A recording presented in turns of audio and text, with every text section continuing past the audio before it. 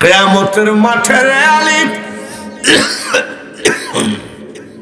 কিয়ামতের মাঠে আমি উসমান যদি কোনো ঠেকে যাই, নবীজির জামাই হিসাবে আমাকে একটু নবীজির কাছে অনুনয় বিনয় করে ছুটায় নিয়ে জোরে বলেন মারহাবা।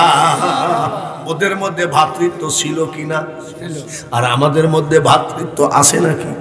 উসমান যে আলীর কাছে এত সুন্দর করে প্রস্তাবটা দিলেন, উসমান কি জাহান্নামী নাকি? জোরে কর। জান্নাতি লোক, তারপরেও হযরত আলীর কাছে সহযোগিতা চাই।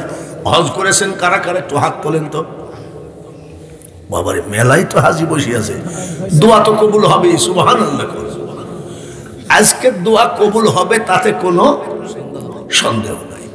আমি যদি হাজি সাহেবের বাড়িতে আজকে থাকি, সকালবেলায় চার দোকানে বলবে এই লোকটা কে, বলে হাজির মেহমান, ঠিক কিনা? উনি যদি আমার বাড়িতে যায়, এলাকার লোক জিজ্ঞাসা করবে লোকটা কেনা, বলে বাঙালি হুজুরের মেহমান। কিন্তু যারা আল্লাহর বাড়িতে গেছে, আল্লাহর ঘরে গেছে, কাবা শরীফ জিয়ারত করেছে, তারা কার মেহমান? আরো জোরে কোন? যখন মদিনায় যাবে তখন আল্লাহর রাসূলের মেহমান। যদি কোনো দোয়া কবুল না হয়, 10 জন হাজি বসায় রাখবেন, আল্লাহ তাআলা দোয়া কবুল করে নেবে, তাতে কোনো সন্দেহ না। ও হাজি ভাইরা, আপনারা তো হজ করেছেন, সৌদি আরবে মসজিদে কুবা আছে নাকি? আসেনি ভাই? আছে। মসজিদে কুবা এটা নবীজির জীবনের প্রথম নিজ হাতে তৈরি মসজিদ। জোরে কোন মারহাবা। এই জায়গাটা ছিল এক ইহুদির জায়গা। নবীজি প্ল্যান করলেন এই জায়গায় একটা মসজিদ বানাবো। ইহুদির কাছে গিয়ে কই, তুমি কলেমা পড়ো, মুসলমান হও, এই জায়গাটা মসজিদের জন্য দান করে দাও, আর না হয় বিক্রি করো, আমি কিনবো। ওই ইহুদি একটু তেরা টাইপের ডাক দিয়ে কয়, টাকার গরম দেখায়ও না। নবীজি কষ্ট পাই এসে বসে আছে, মুখটা খুব বেজার।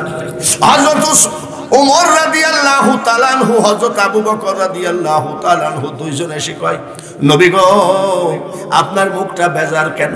বলে ঠিকই বলেছো, ওই ইহুদির জমিটা কিনবো, কিনতে দিল না, টাকার গরম দেখায়ও না, এইভাবে বলল। তাই নাকি? এই জন্য আমার মনটা বেজার। হযরত আবু বকর ওমর কি বলেছিলেন?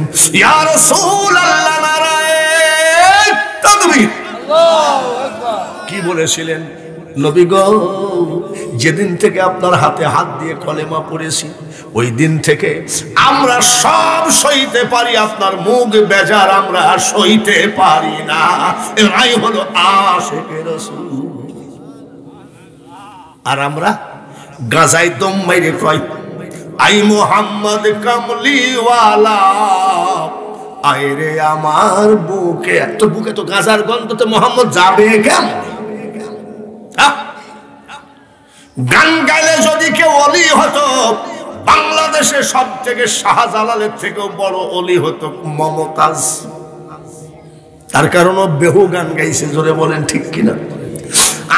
গলা ভালো হলে আন্তর্জাতিক বক্তা হওয়া যায়, কোটি কোটি টাকা কামানো যায়, কিন্তু মনে রাখো আল্লাহর ওলি হওয়া এত সহজ নয়। আবু বকর ওমর বলছেন, হুজুর আপনি চিন্তা করেন না, আমরা একটু দেখি। দুইজন গেছে, যাই ইহুদিকে বলছে, জমিটা কত লিবা? বলে আর ভাই টাকার গরম দেখায় না, যাও তো। আবু বকর ওমরের মুখটা বেজার, নবীর কাছে যাই বলছে, হুজুর একটু তেরা টাইপের লোক আছে, হলো না। আবু বকর ওমর বাড়ি চলে গেলেন। নবীজি মুখটা বেজার করে বসে আছে, মুখে মনে বড় কষ্ট। এমন সময় হাজির হয়ে গেলেন হযরত উসমান গনি রাদিয়াল্লাহু তাআলা আনহু। আসসালামু আলাইকা ইয়া রাসূলুল্লাহ। নবী গো, আপনার মুখটা বেজার কেন? বলে বাবা বসো। বলে কি হয়েছে বলেন তো? চোখের গোড়ায় সাইকেলের বলের মতন পানি জমা হয়ে আছে। বলে হুজুর আপনার চোখের গোড়ায় পানি চলচল করছে, ব্যাপারটা কি? বলে উসমান রে বেটা, আমি যে নিয়াত করেছি ওই জায়গাটায় মসজিদ বানাবো, ওই জায়গাটায় মসজিদ বানাবো। কলেমাও পড়লো না, দানও করলো না, আবার বিক্রি করলো না, আবার বলছে টাকার গরম দেখাইন না, যার জন্য আমার কষ্ট।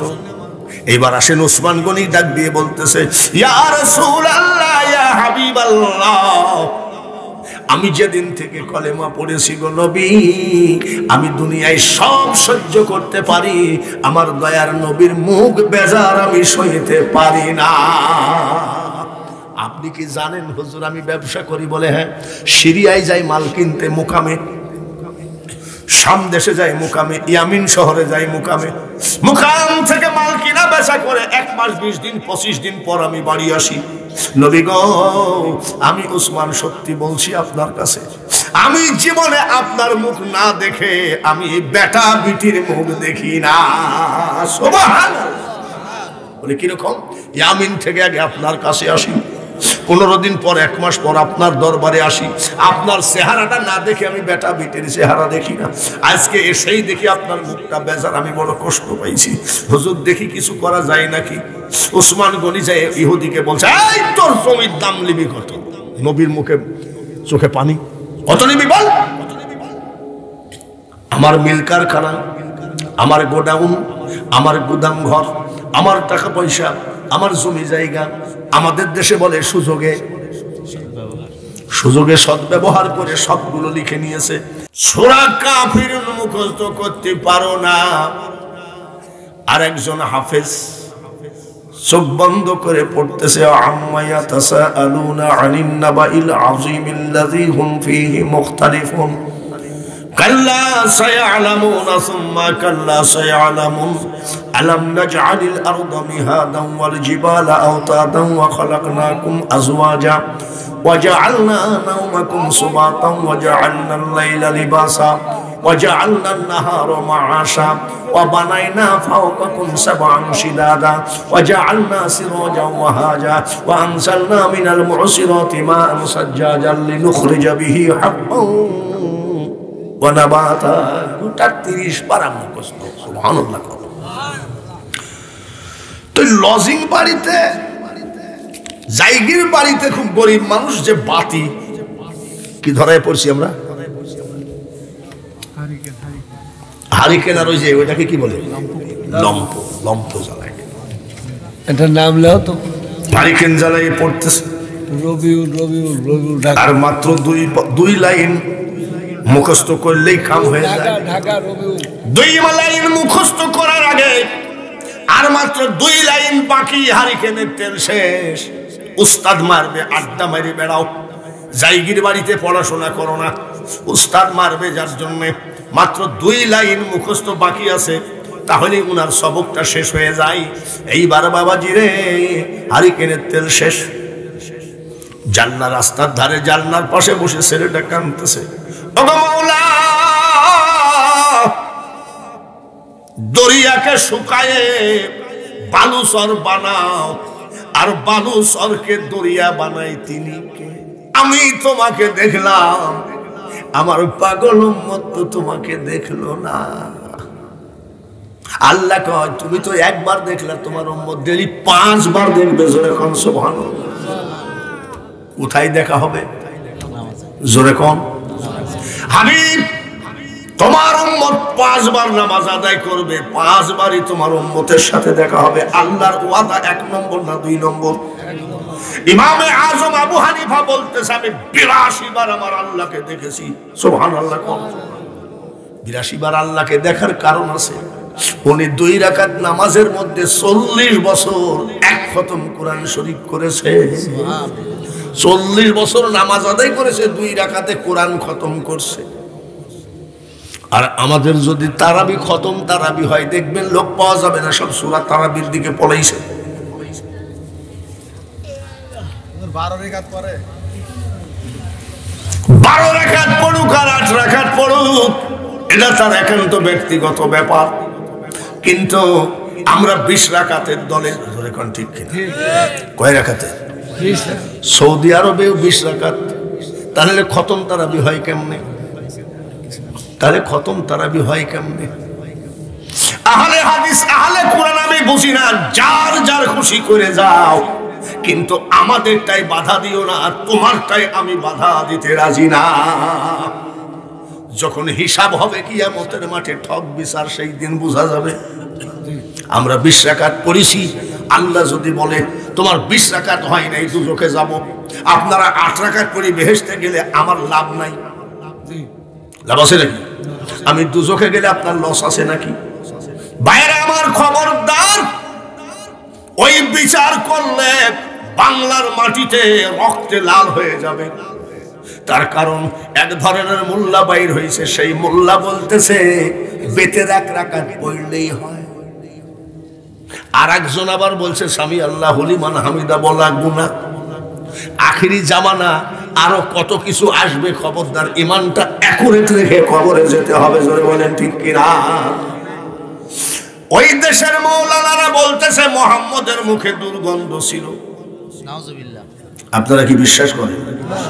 আর আমাদের আকীদা মেশকসে বেহতের পসিনা, বলেন মারহাবা। ওদের আকীদা হলো মুহাম্মদের মা বাপ জাহান্নামে যাবে, কাফের ছিল, সহিহ হাদিস। আর আমাদের আকীদা হলো যার ছেলের জন্য জান্নাত তৈরি জাহান্নাম তৈরি, তার মা বাপ কোনোদিন জাহান্নামে যেতে পারে না। কি জন্যে? মেরাজে যখন জিবরাইল নিয়ে গেলেন, আমার আল্লাহ তাআলা কয় তুমি আমার হাবিবকে তো নিয়ে আসতেছো, এই জিবরাইল আমার হাবিবের আগমন উপলক্ষে জাহান্নামকে মাফ করে দাও, বন্ধ করে দাও, আর জান্নাতকে সাজাও।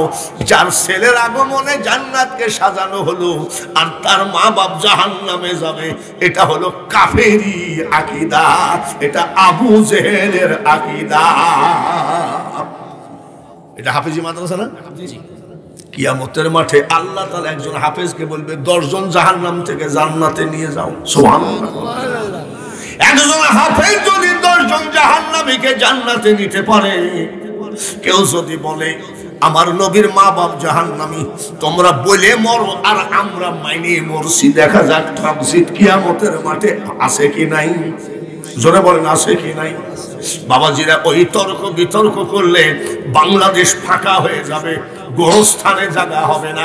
আমরা যা শুরু করেছি মারামারি আমরা না করি, যে পড়তেছে না না পড়ুন, ওরা তো 8 রাকাত পড়ছে, পড়তেছে বটে, তারাবি যে একবারই পড়ে না এরকম নাই নাকি? রোজা করে কিন্তু তারাবি পড়ে না, নাই নাকি? তো আমি আহলে হাদিস ফাদিস বুঝি না, ওরা তো 8 রাকাত পড়তেছে। তো তাও এসব ধান্দা বাস না। কাশেম আলী মন্ডল 500 টাকা দিবে, আধা মণ পেঁয়াজ দিবে, এটা কাজের কাজ, এইটাই হলো কাজের কাজ। জোরে বলেন মারহাবা। বিজি আলী, মা ফাতিমা, ইমাম হাসান আর হুসাইন, এই 5 জনকে আল্লাহ পবিত্র বানিয়ে দিয়েছে, যার জন্য গোটা বিশ্বে একটা কথা আছে পাক। পাক পাঞ্জাতন মানে 5 আর পাক মানে পবিত্র। এটা কোরআনের আয়াত দিয়ে বলার পরেও কি বিশ্বাস হবে না? খাতুনে জান্নাত মা ফাতিমা যখন যুবতী হয়ে গেল, যুবতী হয়ে গেলে বাবার দায়িত্ব আগে মেয়েটার বিয়ে দেওয়া। জোরে বলেন ঠিক কিনা? এই জায়গায় অনেক মেয়ের বাবা আছেন যারা টেনশনে আছেন, মেয়েটা আমার একটু কালো, মেয়েটা আমার লেখাপড়া কম জানে, বিয়ে দিতে হবে, আপনি খুব চিন্তা করতেছেন। আপনি একটা ঘটক ধরেছেন, ঘটককে যদি জিজ্ঞাসা করা হয় ছেলে কেমন, ঘটক বলবে তাহাজ্জুদের নামাজ কাজা নাই, নামাজই পড়ে না, কিন্তু কি বলবে? হ্যাঁ, এটাই কয়। ছেলের ব্যবসা বাণিজ্য কি বলে? 2 তলা পুকুর, গল্প এমন দেওয়া দিবে। কিন্তু আমার খাতুনে জান্নাত বা ফাতিমার বিয়েতে ঘটক ডাকা লাগবে নাকি? জোরে কম। বিশ্বদুলালী নবীর নন্দিনী খাতুনে জান্নাত ফাতিমা জননী, যিনাকে জান্নাতের সর্দারিনী বানিয়েছেন কে? আল্লাহ। হাসান হুসাইন যুবকদের জান্নাতের সর্দার। হুজুররা যখন শুক্রবারে খুতবা পড়ে, সানি খুতবার মধ্যে এই কথাগুলো আছে কি নাই? আছে না? প্রতি জুম্মার দিনে হুজুররা পড়ে। বাইরে আমার ফাতিমার জন্য বিভিন্ন জায়গা থেকে বিয়ের প্রস্তাব আসে, চিঠি আসে। দয়ার নবী গো, 100 উটের মালামাল ফাতিমাকে দিব আমার ছেলের সঙ্গে বিয়ে। নবীজি বলছে হবে না। 200 উটের মালামাল, 300 উটের পিঠের মালামাল সব দিব বলে হবে না, সবাইকে ফেরত দেয়। কাফেররা নবীজির শত্রু না বন্ধু? জোরে কোন কাফেররা বলে হ্যাঁ বেটার ছেলে নাই, এক মেয়ে নিয়ে আবার ফুটানি। বিয়ের প্রস্তাব আসতেছে, এবার কয় যে এলাও হবে না। এইগুলো যখন সাহাবায়ে কেরাম শোনে, নবীজির কাছে গিয়ে আবু বকর ওমর কয়, নবী গো আপনি কি ফাতেমার বিয়ে দিবেন না নাকি? বলে তোমরা কি পাগল, মেয়ে কি পুষে রাখা যায় নাকি? বলে এত বিয়ের প্রস্তাব আসতেছে, আপনি তাহলে দেন না কেন? নবীজি ডাক দিয়ে কয়, ওরে আবু বকর ওমর রে, আমার ফাতিমাকে পোষার মতো একটা ছেলে এখনো পাওয়া যায় নাই। সুবহানাল্লাহ। কোন তাহলে ফাতিমাকে পুষতে গেলে কি 10 তলা বাড়ি লাগবে নাকি? 5 তলা, 10,000 বিঘা জমি? মা ফাতিমার স্বামীটা হবে যার জীবনে একটা ওয়াক্ত নামাজ কাজা না, যার জীবনে একটা ওয়াক্ত।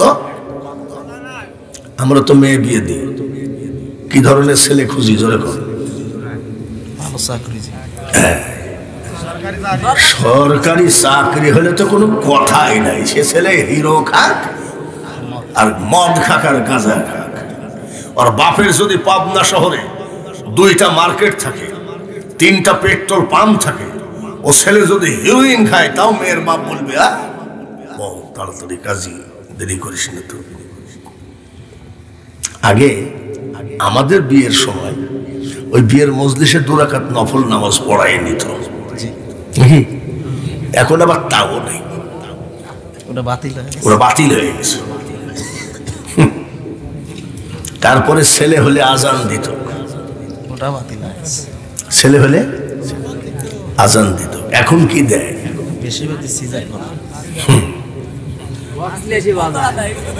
বক্স নিয়ে বসে না,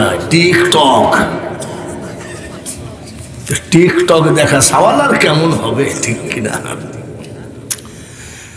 ভাইরা আমার, খুব খেয়ালের সাথে শুনবেন। বাদশাহ হারুনুর রশিদ মসজিদ থেকে বের হলেন। বের হয়ে দেখে মসজিদের বারান্দায় একটা যুবক নামাজ আদায় করে। এত সুন্দরভাবে নামাজ আদায় করে, বাদশাহ হারুনুর রশিদ দেখে অবাক হয়ে গেছে যে যুবক ছেলে এত সুন্দর নামাজ। আর আমাদের যুবকরা ইমাম সাহেব খুতবা পড়ে তাও ফেসবুক চালায়। আমাদের যুবকরা নামাজের সময় মোবাইলটা সামনে রাখে, হুজুর খুতবা পড়ে তারপরও SMS দেওয়া দেওয়ি করে, ওয়াজের মাহফিলে এসেও ফেসবুকে গুতাগুতি করে। এই হলো আমাদের যুবক। আর ওই যুবকটাই এত সুন্দরভাবে নামাজ পড়ে, সালাম ফিরানোর পরে ডাক দিয়ে বলতেছে, বাবা এত সুন্দর নামাজ পড়ো। বলে চাচা দোয়া কইরেন যেন এর থেকেও ভালো পড়তে পারি। আর আমাদের যুবকদেরকে যদি বলা হয় নামাজ তো তোমার ভালোই পড়ো গো, বলেন কি? কি বলে? বলেন কি? আরো বলছে চাচা একটু দোয়া করেন যেন আরো ভালো পড়তে পারি। বলে যুবক রে, আমি কে তুমি চিনো? বলে আপনি বাদশাহ হারুনুর রশিদ। আমার একটা কথা কি তুমি শুনবা? বলে একটা কেন, 1000টা বলেন। বলে না, একটা কথা। কি কথা? আমার একটা যুবতী মেয়ে আছে, তোমার সাথে বিয়ে দিতে চাই, রাজি আছো নাকি? বলে চাচা আল্লাহর ওয়াস্তে আমাকে মাফ করতে হবে, আমার বিয়ে করার যোগ্যতা এখনো হয় না।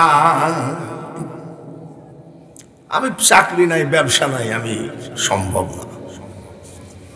বলে আমি তো চাকরির জন্য চাকরি খুঁজি নাই, ব্যবসায়ী খুঁজি নাই, আমি খুঁজতেছি আমার মেয়ের জন্য একজন নামাজি ছেলে। জোরে বলেন মারহাবা। কি ছেলে? নামাজি। জোরে কর। আর আমরা খুঁজি, নামাজি ছেলে খুঁজি। যদি কোনো হুজুর বিয়ে করেছেন বাসা গেছে, এই লোক এই হুজুররা যখন বিয়ে করতে যায়, আমার এক ভাইস্তি আছে এত বড় দাড়ি মুফতি, তো বিয়ে করতে গেছে, দুইজন বন্ধুকে নিয়ে মেয়ে দেখতে গেছে।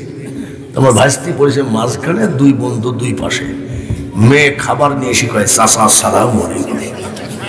আমার ভাইস্তি তো রাগের জ্বালায় কয় বিয়েই করবো না। কেন বলে আমাকে চাচা বললো, তো চাচা বলবে। দাড়িওয়ালা ছেলে, নামাজি ছেলে দেখলেই বর্তমান মেয়েরা কয় মোল্লার দৌড়, ধরে কয় মোল্লার দৌড়, মোল্লার দৌড় মসজিদ পর্যন্ত বলে বিয়ে করতে চায় না। মাসাসিরা শোনো গো আমার একটা কথা, আমার আগের বক্তা আমজাদ ভাই লালন গীতিও গাইছে, সত্য বল সুপথে চল গাইছে না? তাহলে আমি একটা গাইলে অসুবিধা আছে নাকি? আছে? আমার গানটা শোনো। এ দুনিয়া দেখতে সুন্দর রে মানুষ, শুধু মায়ার ঘর, আইসো একা যাইবা একা, কিসের অহংকার রে বলো, কিসের অহংকার।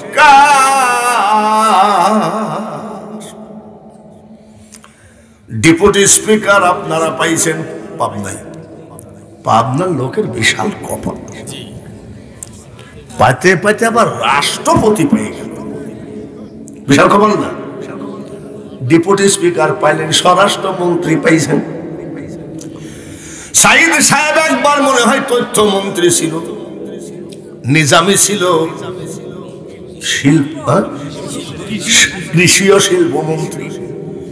পাবনার মধ্যে সব থেকে বড় বক্তা ছিল নিজামউদ্দিন ধুলাউড়ি। ওই বক্তা আর হবে না, রওশন আলম হায়দার। এবার করোনা ভাইরাসে মারা গেছে অন্ধ হাফেজ আলতাফ হোসেন। আজীবন পাবনার মানুষ বড় ভাগ্যবান রে, বড় বড় জিনিস তাদের কপালে জুটে যায়, ঠিক কিনা? কিন্তু আলতাফ হোসেন চলে গেল কবরে, নিজামউদ্দিন নাই। অ্যাডভোকেট শামসুল হক টুকু যেখান দিয়ে যায় পুলিশের গাড়ি, সামনে হরেন বাজাতে বাজাতে যায়, সর বস আসতেছে সর, ঠিক কিনা? কিন্তু সেদিন অ্যাডভোকেট শামসুল হকের জন্য কাপন বাজেট হবে, সেই দিন কিন্তু এই মুসল্লিদের কান্দে চড়াই লাগবে। তাই বলছি, এ দুনিয়া দেখতে সুন্দর, শুধু মায়ার ঘর, আইসো একা যাইবা একা, কিসের অহংকার রে বলো, কিসের অহংকার।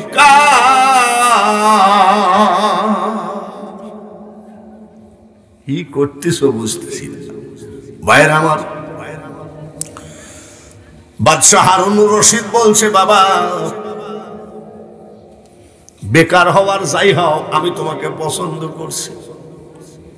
যুবক বলতেছে, তাহলে আপনার মেয়ের সাথে আমার বিয়ে দিবেন নাকি? আমরা হলে কি বলতাম, বাদশার মেয়ে, তাড়াতাড়ি।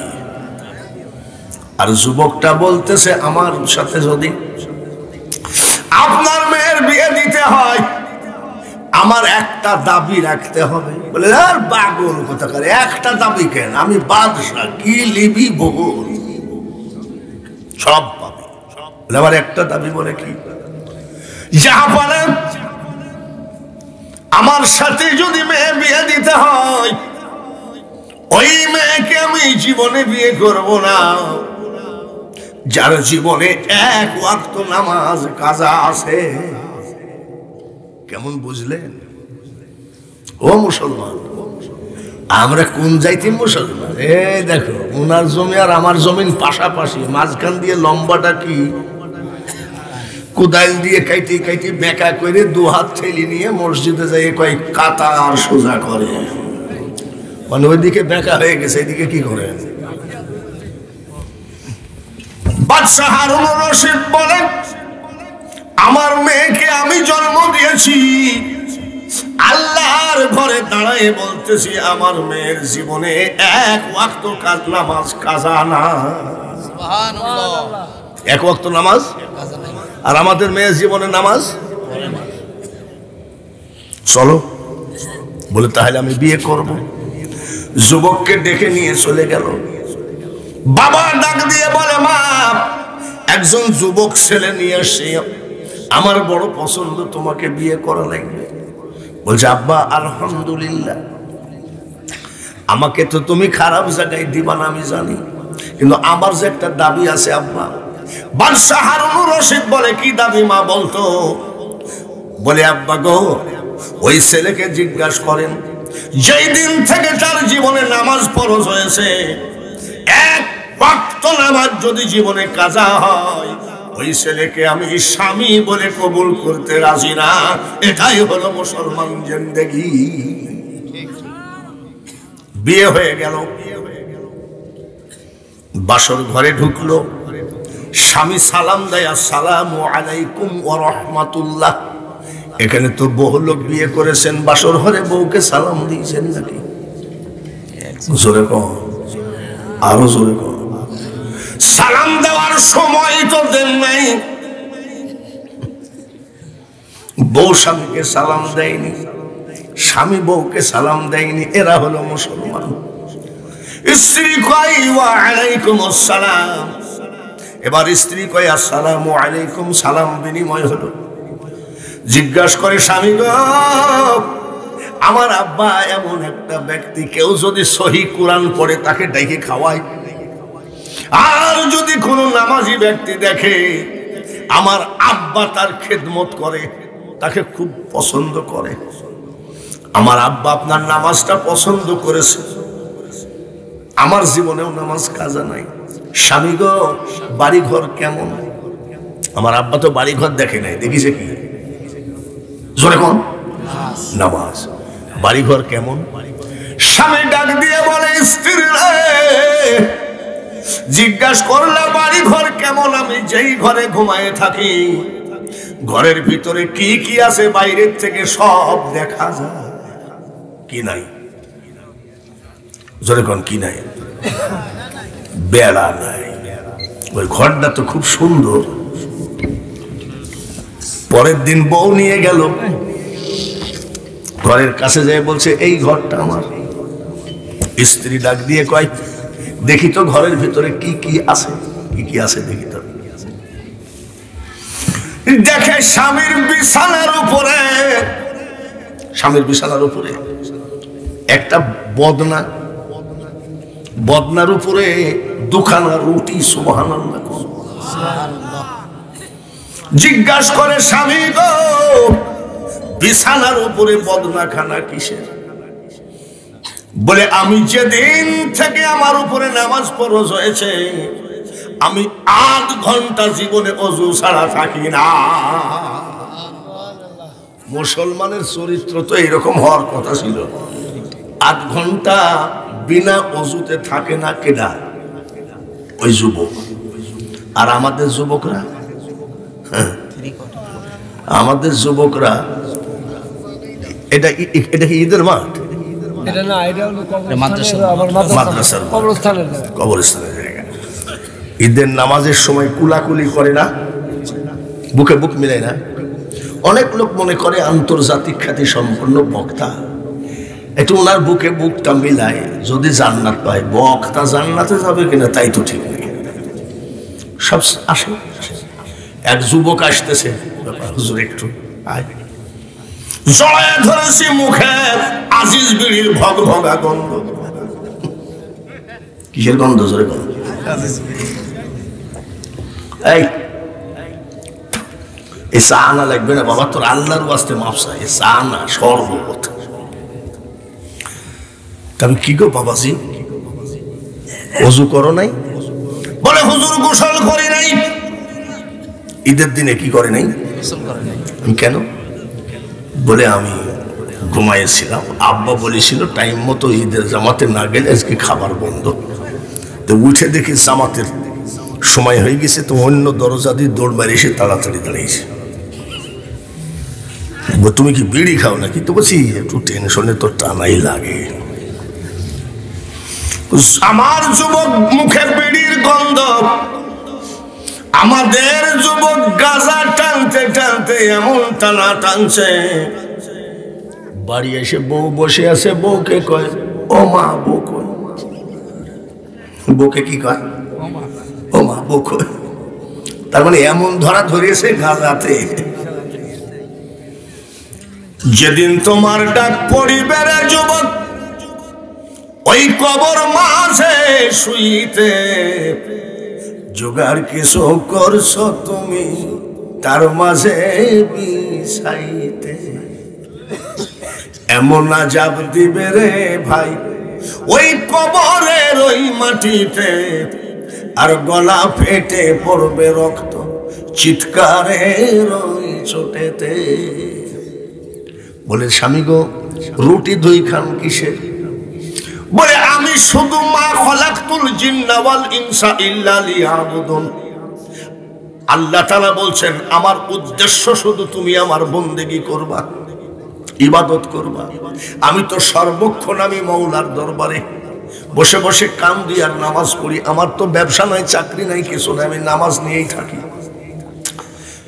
কিন্তু ক্ষুধা তো লাগে, তাহাজ্জুদের নামাজ আনতে আমার মওলার কাছে কান্দি। মাবুদ গো, আমি তো সব কিছু ছেড়ে দিয়ে তোমার ইবাদত নিয়ে ব্যস্ত আছি, কিন্তু ক্ষুধা যে লাগে। বলার সাথে সাথে প্রতিদিন আল্লাহ তাআলা দুইখানা রুটি ফেরেশতা দিয়ে পাঠায় দেয়। একখানা খাইয়ে ইফতারি করি আর একখানা খাইয়ে সেহরি করি। স্ত্রীর 360-65 দিনের বছর আল্লাহ 5টা দিন রোজা রাখা পছন্দ করে না, আমি 360 দিন রোজা করি। আর আমাদের যুবকরা বছরে, আমাদের রোজা কয়টা বছরে? 30টা। এক মাসে আরো আছে। আমার সাথে আমার 2 নাতি আসছিল, ওরা নাই। আমার এক নাতি 5টা রাখার পরে আবার 2 দিন রেস্ট নেয়। আমি কিরে রোজা নাই? বলছে ভাই একভাবে সম্ভব না, 2 দিন রেস্ট নেয়। 2 দিন পর দেখি আবার মানে দেখায় যে আমি রোজা আছি। আর ওই যুবক 360 দিন রোজাদার। জোরে কোন মারহাবা। মেয়েদের প্যান্ডেল আছে নাকি? ও মা চাষিরা ভালো করে শোনো, বাদশার মেয়ে টুপলাটা হাতের থেকে পড়ে গেছে, চিৎকার করে কাঁদতেছে। যুবক মনে করে আমার এই হাল হাকিকত দেখে বাদশার মেয়ে মনে হয় আমার ভাত খাবে না, দৌড় মারবে মনে হয়। স্ত্রী তুমি কাঁদো কেন? বাদশার মেয়ে চোখের পানি ঝরে কান্দে আর কই স্বামী গো, তুমি যে বেকার যার জন্য কান্দি না, তোমার ঘরের বেড়া নাই যার জন্য কান্দি না, কেন কান্দো? যেদিন থেকে আমি নামাজ ফরজ হয়েছে ওই দিন থেকে যাই নামাজের শুধু বলি মাবুদ, মেয়েদের একটা বিয়ে হয়, পুরুষেরও একটা বিয়ে হয়, আমাকে ওই স্বামী দিও যে স্বামীর জীবনে এক ওয়াক্ত নামাজ আর একটা রোজা কাজা নাই, সে যেন আমার স্বামী হয়। আল্লাহ তাআলা মিলাইয়া দিয়েছেন, যার জন্য আমি আনন্দে কেঁদে ফেলেছি। আকাতু কাতিহি ওয়ালা তামুতুন্না ইল্লা ওয়া আনতুম মুসলিমুন। আল্লাহ তাআলা বলেন প্রকৃত মুসলমান না হয়ে তুমি কবরে এসো না। বলেন তো বড় পীর আব্দুল কাদের জিলানী ওলি না বন্ড? জোরে কর। তাম পৃথিবীর ওলিদের সর্দার। 4 বছর বয়স যখন, সুবহানাল্লাহ বলেন, মা ডাক দিয়ে মাদ্রাসায় নিয়ে যাই, উস্তাদকে বলে উস্তাদ জি আমার ছেলেটাকে হাফেজ বানাইয়ে দেন। উস্তাদের হাতে দিয়ে মা চলে গেলেন। এইবার উস্তাদ বলে আব্দুল কাদের পড়ো আউযু বিল্লাহি মিনাশ শাইতানির রাজিম। উস্তাদ বলতে আব্দুল কাদের জিলানী বলছে ওটা আমি জানি। বিসমিল্লাহির রহমানির রহিম বলে ওটা আমি জানি। আলহামদুলিল্লাহি রাব্বিল আলামিন বলে ওটা আমি জানি। আলিফ লাম মিম যালিকাল কিতাবু লা রাইবা ফি, উস্তাদ ওটাও আমি জানি। বলে আব্দুল কাদের কয় পারা পর্যন্ত তোমার মুখস্থ? বলে উস্তাদ জি 18 পারা পর্যন্ত আমার মুখস্থ। বয়স কত? জোরে বল। আব্দুল কাদের জিলানীর উস্তাদ বলতেছে দেখে মানুষ না জিন।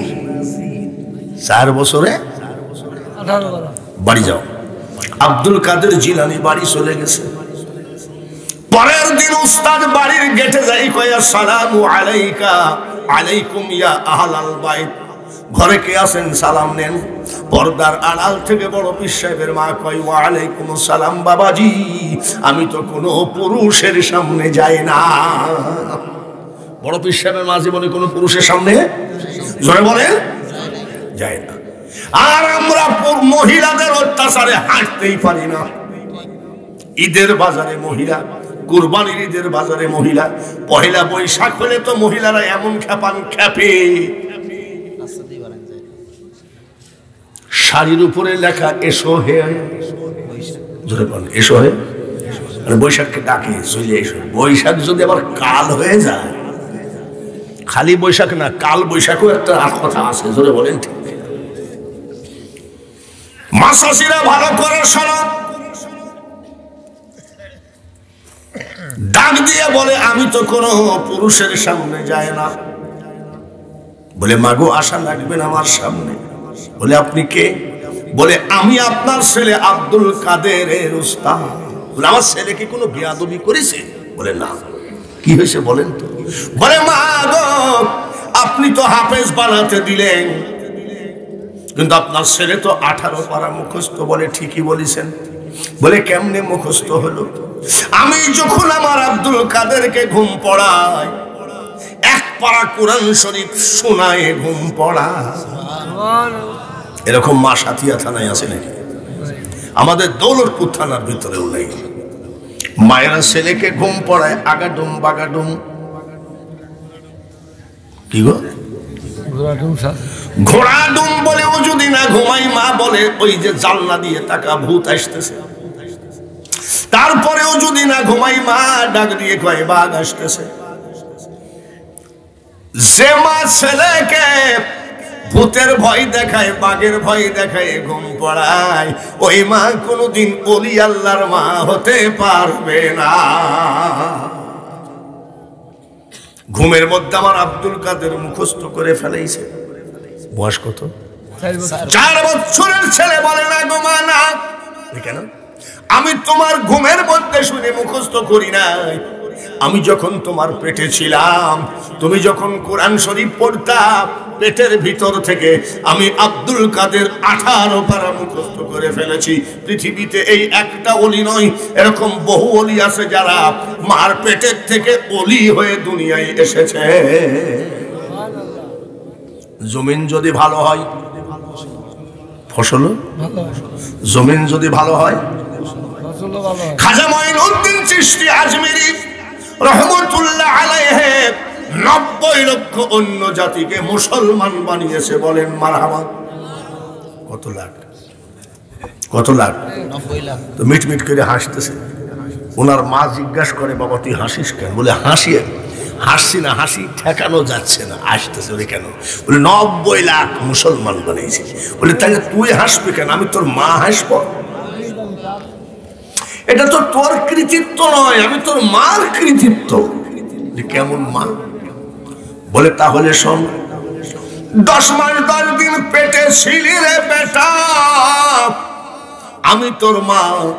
এই 10 মাস 10 দিন কোন রাত্রে চোখের পাতাটাও বন্ধ করি না। বলে ঘুমাও নাই? বলে না। কতদিন? বলে 10 মাস 10 দিন আমি ঘুমাই নাই। সারা রাত স্টার জালসা দেখছে নাকি? যেরকম সারা রাত টিকটক দেখছে নাকি? বলে মা আপনি কি করেছেন? বলে বেটা মঈনুদ্দিন রে, আমি তোর মা। সারা রাত যাই নামাজে নামাজ পড়েছি, কোরআন তেলাওয়াত করেছি, আর চোখের পানি ঝরায় কাঁদছি। আল্লাহ আমার পেটের বাচ্চাটাকে তুমি বিশ্ব অলি বানায় দাও। দেখেছেন মা কি জিনিস? 10 মাস 10 দিন খালি নামাজ আর কোরআন তেলাওয়াত করেছে, তাই নাকি মা? বলে হ্যাঁ। বলে শুধু তাই না, যতবার, যতদিন, যত মাস তুই আমার বুকের দুধ খালি রে বেটা, আমি তোর মা, জীবনে অজু ছাড়া আমার দুধ তোর মুখে ঠেকায় নাই, এমন মা কি আছে নাকি? জীবনে যতবার, যতদিন, যত মাস তুই আমার বুকের দুধ খালি বেটা, আমি জীবনে বিনা অজুতে আমার দুধ তোর মুখে দিয়ে দেয়। সুবহানাল্লাহ। আর আমাদের মায়েরা ছেলে দুধ খায় আর মা কি দেখে? টিকটক। কি দেখে? মার খেয়াল কোন দিক? মোবাইলের দিকে না ছেলের দিক? মোবাইলের দিকে।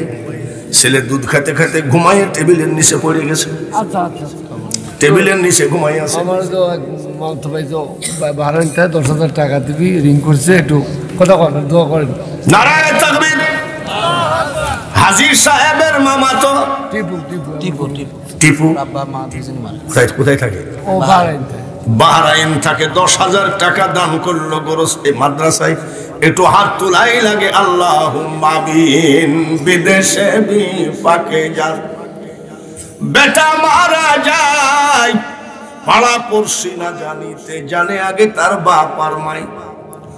বাহরাইন থাকে টিপু, 10,000 টাকা দান করলো। মাও নাই, বাপও নাই, ছোট্ট কালে মা বাপ যার মরে রে, তাহার মতো দুঃখী নাই রে জগতে। মা বাপকে জান্নাতবাসী করে দিও। বিদেশের মাটিতে টিপুকে তোমার হেফাজতে রাইখো। অসুখ বিসুখ বালা মুসিবতে ফেলায় কষ্ট দিও না। কোটি কোটি টাকার মালিক বানায় মক্কা মদিনা জিয়ারত করায়, ঘরের ছেলে ঘরে পৌঁছায়। লা ইলাহা ইল্লাল্লাহু মুহাম্মাদুর রাসূলুল্লাহ। নারায়ে তাকবীর। টাকা চাচ্ছি না তাই টাকা আসতেছে। দেখি টাকা চাইলে আবার আসে নাকি? টাকা চাচ্ছি না তাই আসতেছে। টাকা চাইবো, দেখবেন যে লোক সব ভর ভর করে উঠে চলে যাবে। আসেন আসেন, একটা মানুষও বসে থাকবেন না। আপনার মাকে টাকা দিলে আমি তো নেকি পাবো না, নেকি পাবেন আপনি। যে যা পারেন আল্লাহর ওয়াস্তে, বিরিয়ানি বলেন, পোলাও বলেন, হজম হইয়া যাবে। আর দান করিলে দানের সওয়াব পাহাড় হইয়া রবে। বক্তা যখন আছে ওয়াজের কমতি কিসের? ওয়াজ আমি করাইল। আজ যে গান শুনলে নাজায়েজ নাপাক কথা মনে পড়ে, সেই গান হারাম হারাম হারাম। আর আব্দুল আলিমের গান, এই যে আমাদের দেশে মমতাজ গান গাইছে অনেক। মমতাজের অনেক গান আমি শুনি। কি বলে জানেন? দয়াল আমার, দয়াল মানে কেটা? জোরে কন। আল্লাহ। গানটা বলবো নাকি? দয়াল আমার এই পথ দিয়া আসবে রে, আমি সদাই থাকি পন্থ পানে চায়া। জোরে কন নাউজুবিল্লাহ। বলে হুজুর এত সুন্দর গান, নাউজুবিল্লাহ বললেন কেন? কি বলছে? দয়াল আমার এই পথ দিয়া আসবে রে, আমি সদাই থাকি পন্থ পানে চায়া। যতই গান গাও দয়াল এত সস্তা নয়। দয়াল আসবে আসসালাতু মিরাজুল। জোরে কন। নামাজের ভিতরে দয়ালের সাথে দেখা হবে, এটা হাদিস, নবীজি বলেছে। জোরে কন ঠিক কিনা? বান্দার সাথে আল্লাহর সাক্ষাৎ হবে কোন জায়গায়? নামাজ। এই আইনটা কেন হলো? মেরাজ থেকে নবীজি ফিরে আসতেছেন কত বছর পর? জোরে কন। 27 বছর পরে ফিরে আসতেছেন। বিয়ার বাড়িতে যায়, জামাই শ্বশুর বাড়ি যায়, শ্বশুর জামাইয়ের বাড়ি যায়, দেশি মুরগি, গরু, খাসি, এক গাদি মাছ খাওয়ায় দেয়, কিন্তু যাওয়ার সময় কয় বিয়ায় আসি। যে বিয়ের বাড়িতে গেছে সেই বিয়ায় কয় কষ্ট টষ্ট পান নাই তো? বলে আরে না, বিয়ায় যে খাওয়ান খাওয়াইছেন, আবার কষ্ট। যখন নবীজি ফিরত আসতেছেন মেরাজ থেকে, আমার আল্লাহ বলে হাবিব, ওগো হাবিব, 27 বছর তোমাকে জান্নাত দেখাইলাম, সুবহানাল্লাহ, জাহান্নাম ভ্রমণ করালাম, জোরে কোন মারহাবা, আর সে মুআল্লা জান্নাতের খাবার খাওয়ালাম, 27 বছর কাছে কাছে করে রাখলাম। আপনি যে চলে যাচ্ছেন কষ্ট পান নাই তো? আচ্ছা, এই হাজী সাহেব যদি আজকে বলতেছে ডেটটা এইভাবেই দিবেন, তা বলছে আর কত, এক বক্তা কত, বলছে না, যতদিন বাইসি থাকবেন ততদিন আশাই লাগবে। বিদায়ের সময় যদি হাজী সাহেব বলে কষ্ট মষ্ট পান নাই তো, আর আমি যদি বলি বিশাল কষ্ট নিয়ে গেলাম, তুমি কি রে, মুরগি, গরু, মাছ, কত কিছু খাওয়াইলাম, নিজের গরুর দুধের পায়েস, আর বক্তা যাওয়ার সময় বলল বিশাল কষ্ট নিয়ে গেলাম, ও তো ঘুমায়ও শান্তি পাবে না রে, ঠিক কিনা? আমার নবী বলে মাবুদ, আমি বিশাল কষ্ট নিয়ে গেলাম, সর্বনাশ। হাবিব, কষ্টটা কি বলো? চোখের পানি ঝরে, বিয়ার সে মুআল্লাই কান্দে আর কয়, ওগো মাবুদ, আমি তোমাকে দেখলাম, আমার পাগল উম্মত তো তোমাকে দেখলো না। আল্লাহ কয়, তুমি তো একবার দেখলা, তোমার উম্মত ডেলি 5 বার দেখবে, জোরে কোন সুবহানাল্লাহ। কোথায় দেখা হবে? জোরে কোন। হাবিব, তোমার উম্মত 5 বার নামাজ আদায় করবে, 5 বারই তোমার উম্মতের সাথে দেখা হবে। আল্লাহর ওয়াদা 1 নম্বর না 2 নম্বর? ইমামে আজম আবু হানিফা বলতেছে, আমি 82 বার আমার আল্লাহকে দেখেছি, সুবহানাল্লাহ। 82 বার আল্লাহকে দেখার কারণ আছে, উনি 2 রাকাত নামাজের মধ্যে 40 বছর 1 খতম কোরআন শরীফ করেছে। 40 বছর নামাজ আদায় করেছে, 2 রাকাতে কোরআন খতম করছে। আর আমাদের যদি তারাবি খতম তারাবি হয়, দেখবেন লোক পাওয়া যাবে না, সব সূরা তারাবির দিকে পলাইছে। 12 রাকাত পড়ে, 12 রাকাত পড়ুক আর 8 রাকাত পড়ুক, এটা তার একান্ত ব্যক্তিগত ব্যাপার। কিন্তু আমরা 20 রাকাতের দলে, ধরে কোন ঠিক কিনা? কয় রাকাতে? সৌদি আরবেও 20 রাকাত, তাহলে খতম তারাবি হয় কেমনে? আহলে হাদিস, আহলে কোরআন আমি বুঝি না, যার যার খুশি করে যাও, কিন্তু আমাদেরটাই বাধা দিও না, তোমারটাই আমি বাধা দিতে রাজি না। যখন হিসাব হবে কিয়ামতের মাঠে, ঠক বিচার, সেই দিন বোঝা যাবে। আমরা 20 রাকাত পড়েছি, আল্লাহ যদি বলে তোমার 20 রাকাত হয় নাই, দুজকে যাব, আপনারা 8 রাকাত পড়ি বেহেশতে গেলে আমার লাভ নাই, লাভ আছে নাকি? আমি দুজকে গেলে আপনার লস আছে নাকি? বাইরে আমার খবরদার, ওই বিচার করলে বাংলার মাটিতে রক্তে লাল হয়ে যাবে। তার কারণ এক ধরনের মোল্লা বাইর হয়েছে, সেই মোল্লা বলতেছে বেতের 1 রাকাত পড়লেই হয়, আর একজন আবার বলছে সামি আল্লাহ লিমান হামিদা বলা গুনাহ। আখিরি জামানা, আরো কত কিছু আসবে, খবরদার ইমানটা একুরেট রেখে কবরে যেতে হবে, জোরে বলেন ঠিক কিনা? ওই দেশের মৌলানারা বলতেছে মুহাম্মদের মুখে দুর্গন্ধ ছিল, নাউজুবিল্লাহ। আপনারা কি বিশ্বাস করেন? আর আমাদের আকীদা মেশকসে বেহতের পসিনা, বলেন মারহাবা। ওদের আকীদা হলো মুহাম্মদের মা বাপ জাহান্নামে যাবে, কাফের ছিল, সহিহ হাদিস। আর আমাদের আকীদা হলো যার ছেলের জন্য জান্নাত তৈরি, জাহান্নাম তৈরি, তার মা বাপ কোনোদিন জাহান্নামে যেতে পারে না। কি জন্যে? মেরাজে যখন জিবরাইল নিয়ে গেলেন, আমার আল্লাহ তাআলা কয় তুমি আমার হাবিবকে তো নিয়ে আসতেছো, এই জিবরাইল, আমার হাবিবের আগমন উপলক্ষে জাহান্নামকে মাফ করে দাও, বন্ধ করে দাও, আর জান্নাতকে সাজাও।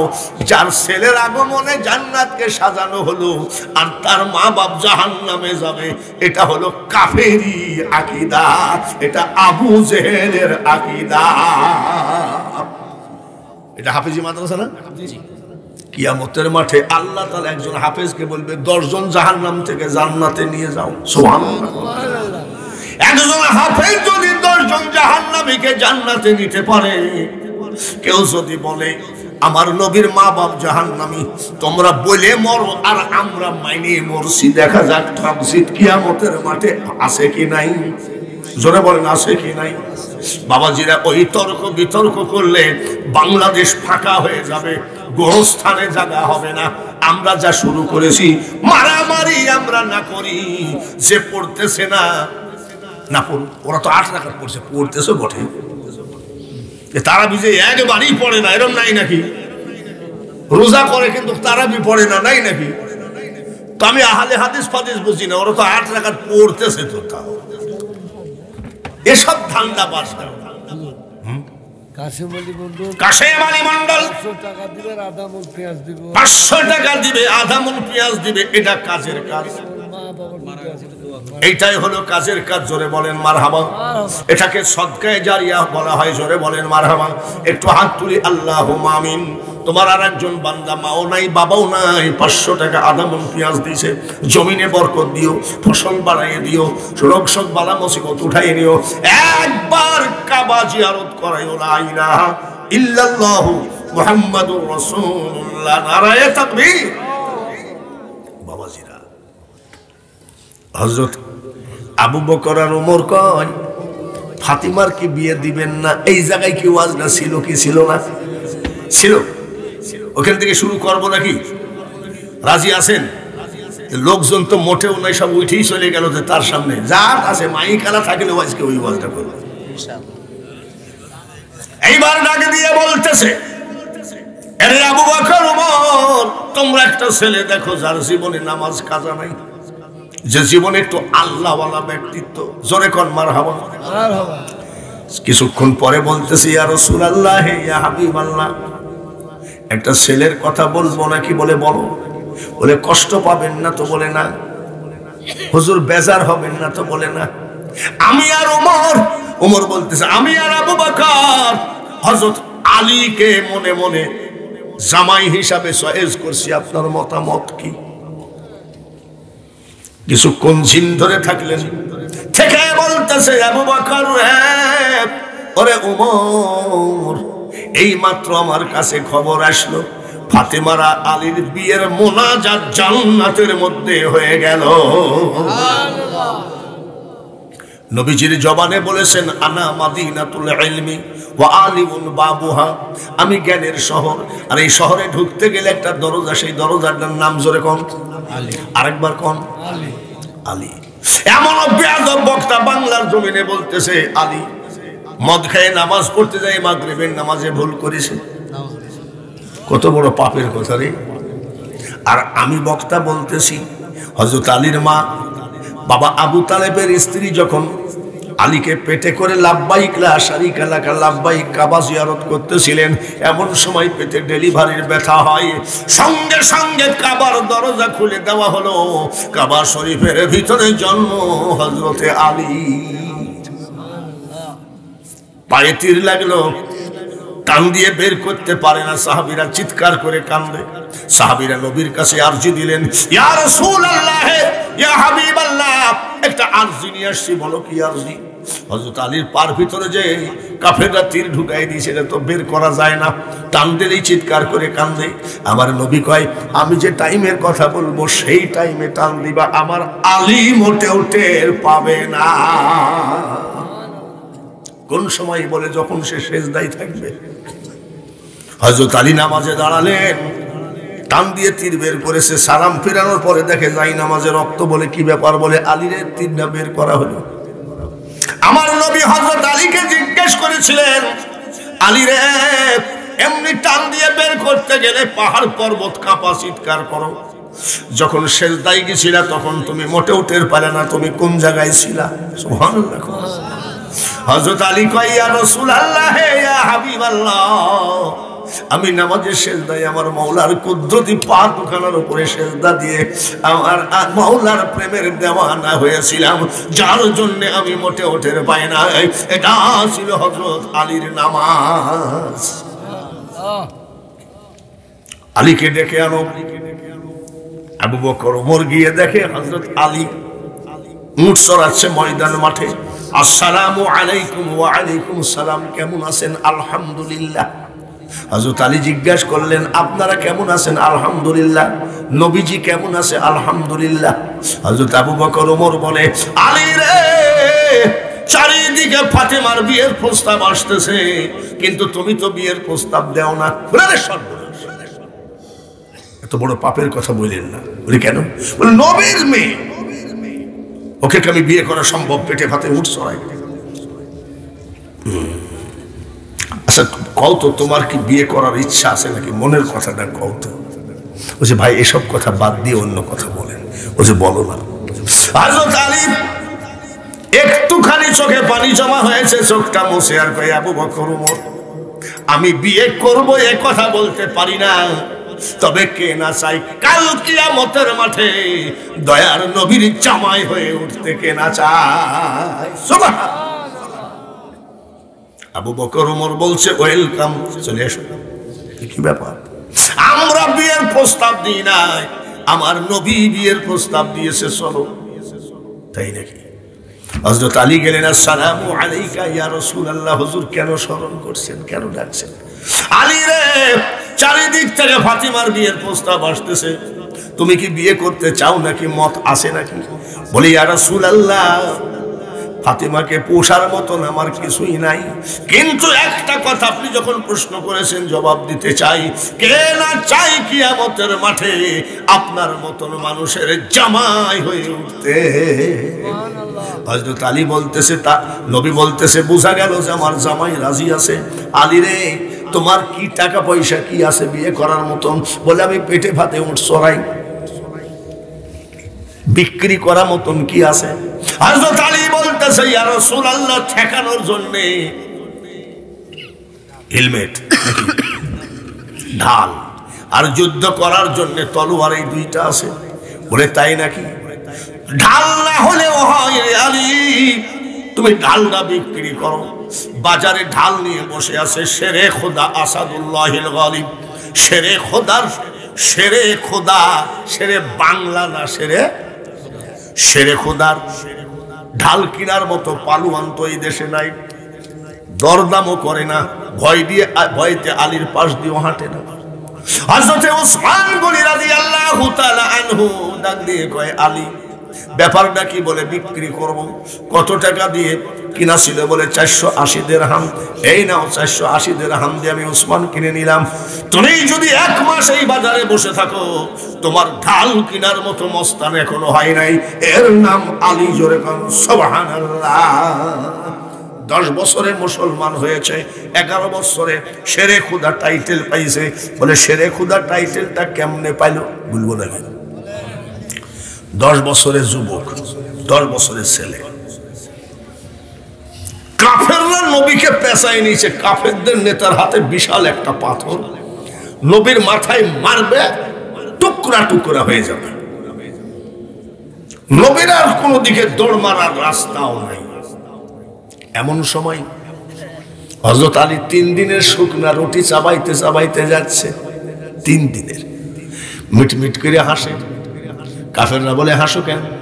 বলে শোন কাফেরের বাচ্চারা, আমি আলী 3 দিনের শুকনা রুটি খাইতে পারি রে। মনে রাখিস, এখনো তোদের সাথে মোকাবেলা করা কোনো ব্যাপার না। কয় বছর বয়স? 10 বছর। 11 বছর। 11 বছর।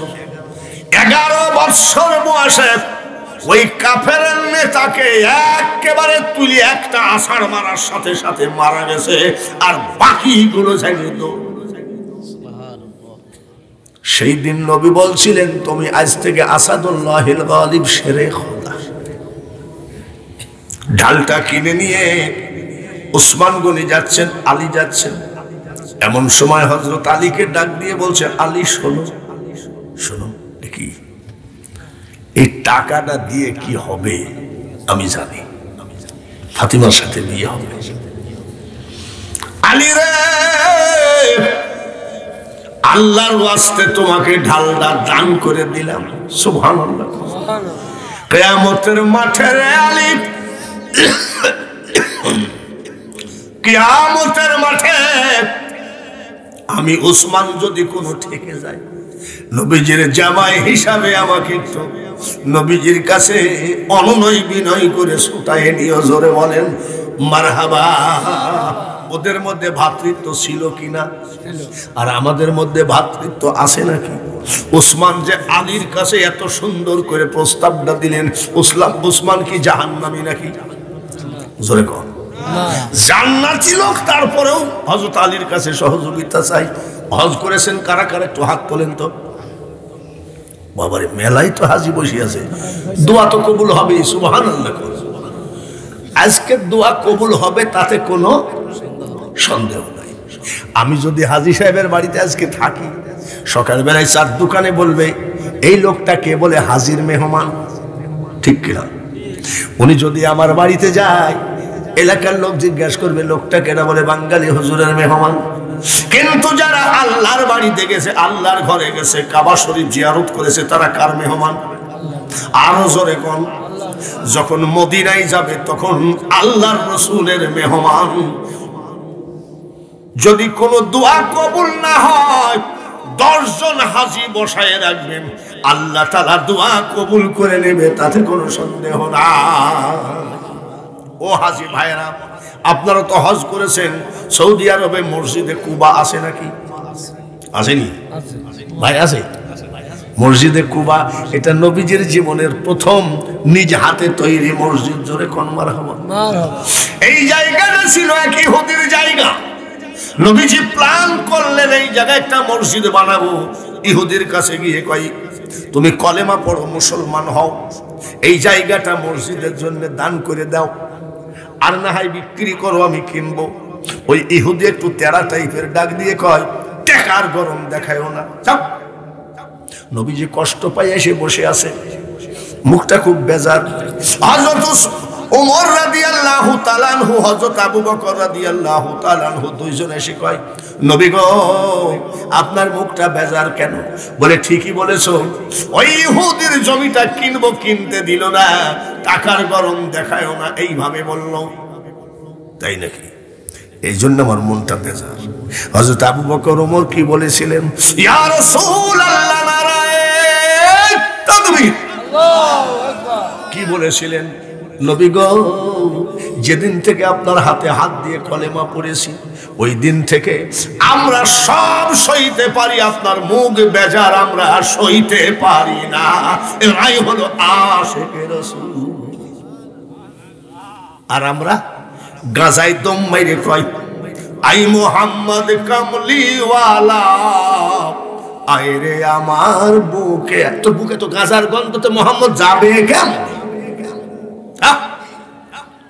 গান গাইলে যদি কেউ অলি হতো, বাংলাদেশে সব থেকে শাহজালালের থেকেও বড় অলি হতো মমতাজ। তার কারণ ও বেহু গান গাইছে। জোরে বলেন ঠিক কিনা? গলা ভালো হলে আন্তর্জাতিক বক্তা হওয়া যায়, কোটি কোটি টাকা কামানো যায়, কিন্তু মনে রাখো আল্লাহর ওলি হওয়া এত সহজ নয়। আবু বকর ওমর বলছেন, হুজুর আপনি চিন্তা করেন না, আমরা একটু দেখি। দুইজন গেছে, যাই ইহুদিকে বলছে, জমিটা কত লিবা? বলে আর ভাই, টাকার গরম দেখায় না, যাও তো। আবু বকর ওমরের মুখটা বেজার, নবীর কাছে যাই বলছে, হুজুর একটু তেরা টাইপের লোক আছে, হলো না। আবু বকর ওমর বাড়ি চলে গেলেন। নবীজি মুখটা বেজার করে বসে আছে, মুখে মনে বড় কষ্ট। এমন সময় হাজির হয়ে গেলেন হযরত উসমান গনি রাদিয়াল্লাহু তাআলা আনহু। আসসালামু আলাইকা ইয়া রাসূলুল্লাহ। নবী গো, আপনার মুখটা বেজার কেন? বলে বাবা বসো। বলে কি হয়েছে বলেন তো? চোখের গোড়ায় সাইকেলের বলের মতন পানি জমা হয়ে আছে। বলে হুজুর আপনার চোখের গোড়ায় পানি চলচল করছে, ব্যাপারটা কি?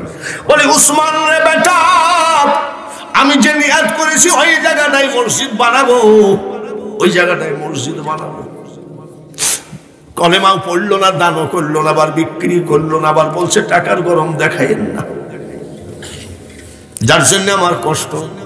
এইবার আসেন ওসমান গনি ডাক দিয়ে বলতেছে, ইয়া রাসূলুল্লাহ, ইয়া হাবিবাল্লাহ, আমি যেদিন থেকে কলেমা পড়েছি গো নবী, আমি দুনিয়ায় সব সহ্য করতে পারি, আমার দয়ার নবীর মুখ বেজার আমি সইতে পারি না।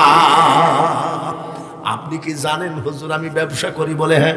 সিরিয়ায় যাই মাল কিনতে মুকামে, শাম দেশে যাই মুকামে, ইয়ামিন শহরে যাই মুকামে, মুকাম থেকে মাল কিনা বেচা করে 1 মাস 20 দিন 25 দিন পর আমি বাড়ি আসি। নবী গো, আমি ওসমান সত্যি বলছি আপনার কাছে, আমি জীবনে আপনার মুখ না দেখে আমি বেটা বিটির মুখ দেখি না। সুবহানাল্লাহ। বলে কিরকম? ইয়ামিন থেকে আগে আপনার কাছে আসি, 15 দিন পর 1 মাস পর আপনার দরবারে আসি, আপনার চেহারাটা না দেখে আমি বেটা বিটির চেহারা দেখি না। আজকে এসেই দেখি আপনার মুখটা বেজার, আমি বড় কষ্ট পাইছি। হুজুর দেখি কিছু করা যায় নাকি? ওসমান গনি যায় ইহুদিকে বলছে, এই তোর জমির দাম নিবি কত? নবীর মুখে চোখে পানি, কত নিবি বল? আমার মিল কারখানা, আমার গোডাউন, আমার গুদাম ঘর, আমার টাকা পয়সা, আমার জমি জায়গা, আমাদের দেশে বলে সুযোগে সদ্ব্যবহার করে সবগুলো লিখে নিয়েছে, লিখে নিয়ে দান করে দিয়েছে। কাগজটা নিয়ে এসে কয়, ইয়া রাসূলুল্লাহ, ইয়া হাবিবাল্লাহ, নবী গো, এই নেন, চোখের পানিটা মোছেন, একটু হাসি দেন, আমি সহ্য করতে পারছি না। বলে কত টাকা নিল? বলে আমার জীবনে কিছু রাখে নাই, স্থাবর অস্থাবর সয় সম্পত্তি, গোডাউন, গোদাম ঘর, মিল কারখানা সব লিখে নিয়েছে।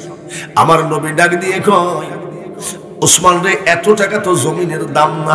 বলে ইয়া রাসূলুল্লাহ, ইয়া হাবিবাল্লাহ, এত টাকা নেওয়ার পরে যদি ওই ইহুদি বলতো তোমার চোখ দুটো দিতে হবে, আমি তাও দিতে রাজি ছিলাম। তার কারণ আমার জীবনের বিনিময়ে হলেও আমার নবীজির মুখ বেজার, আমার নবীজির মুখে হাসি ফোটানো, এইটাই হলো 1 নম্বর আমল। আর আমরা নামাজ নাই, রোজা নাই, মইতি পানি লেওয়া নাই, খালি গান। মন যদি দিতে হয় নবীকে দিও, উম্মতের কষ্ট যাতনা নবী সইতে পারে না, ওই নবীজির মহাব্বতে দরুদ পড়িও। ও নিজেই তো ওযু করে না, ঠিক কিনা? সেদিন একটা ছেলে গজল গাইল, দেখলাম গজলে কি গায়, মা জননী নাই রে যাহার, এ ভুবনে তাহার কেহ নাই, মায়ের মতো আপন কেহ নাই। এক লোক আবার উঠে দেখলাম যে 100 টাকাও দিল। তবে তো দরদ ভরা কণ্ঠরে ছেলেটা। তবে মহাপীরের পরে বলছে ওই ছেলেটার সাথে একটু দরকার, এত সুন্দর গজলটা বললো। বলে আর বাদ দেন তো। কেন? বলে মার ডাইন হাতটা লাঠি দিয়ে মারি ভেঙে দিয়েছে। আর সেই ছেলে গজল বলে আর কান্দে। এসব গজলে বাঙালি হচ্ছে বিশ্বাসী না। আগে মার পা ধরো, বাবার কাছে দোয়া নেও। মার বাবা হাসি দিলে জান্নাতের দরজা খুলে যায়, আর মার বাবা বেচার হলে জাহান্নামের দরজা খুলে যায়। জোরে বলেন ঠিক কিনা? আর সেই মাকে মাইরে তুমি গজল গাইছো। নামাজ নাই, রোজা নাই, মুস কাটেনি 12 বছর, চুল কাটেনি 36 বছর, তাহলে ওর বগলে কি অবস্থা? গাজায় দম মারি একতারা দিয়ে গান গায়। নবী মোর পরশমণি, নবী মোর সোনার খনি, নবী নাম জপে যে জন সেই তো দুজাহানের ধনী। নামাজ নাই, তার আবার নবী কিসে? ঠিক কিনা? আগে নামাজ পড়ো। নবীর জিন্দেগিটা শেষ করে দিল নামাজের জন্য। বিশাল মসজিদ, ফজরের নামাজে গেছি তো লোক নাই, কি ব্যাপার? ঘটনা কি? জামাতের তো টাইম কাছাকাছি, 2 মিনিট আছে, একটা লোক মুসল্লি নেই। দেখি যে মসজিদের কামরা আছে, কামরায় ধাক্কা দিই, ইমাম আর মুয়াজ্জিন ঘুমায় আছে। আমি এই ভাই, এই নামাজ পড়বেন না? বলে হুজুর জামাত শেষ হয়ে গেছে, আপনি পড়েন।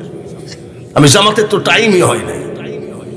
ইমাম সাহেব বলতেছে বলতেছে 7 বছর ইমামতি করি, একটা লোক ফজরে আসে না, যার জন্য আমরা সকাল সকাল আজান দিয়ে নামাজ পড়ে ঘুমাই।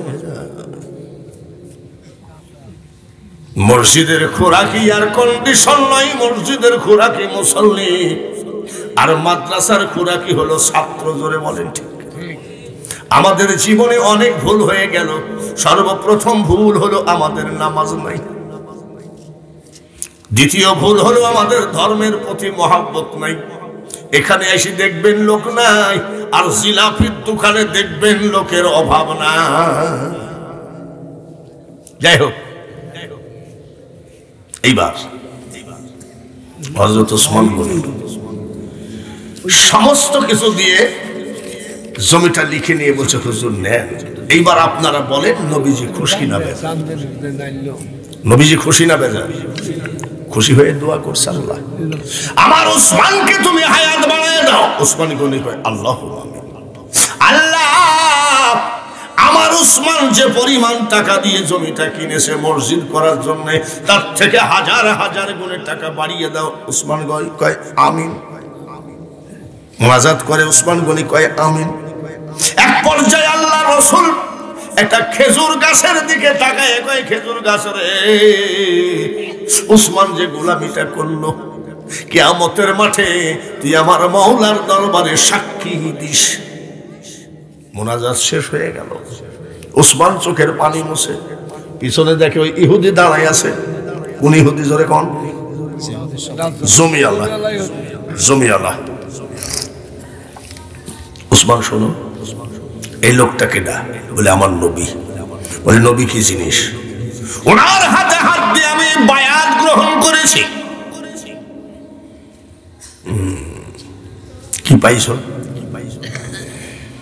ডাক দিয়ে কয়, ইহুদি রে, ওনার মাধ্যমে আমি আল্লাহর পরিচয় পেয়েছি, নামাজ পেয়েছি, 12 মাসে 1 মাস রোজা পেয়েছি, কলেমা পেয়েছি, ওনার মাধ্যমে 30 পারা কোরআন আমি পেয়েছি।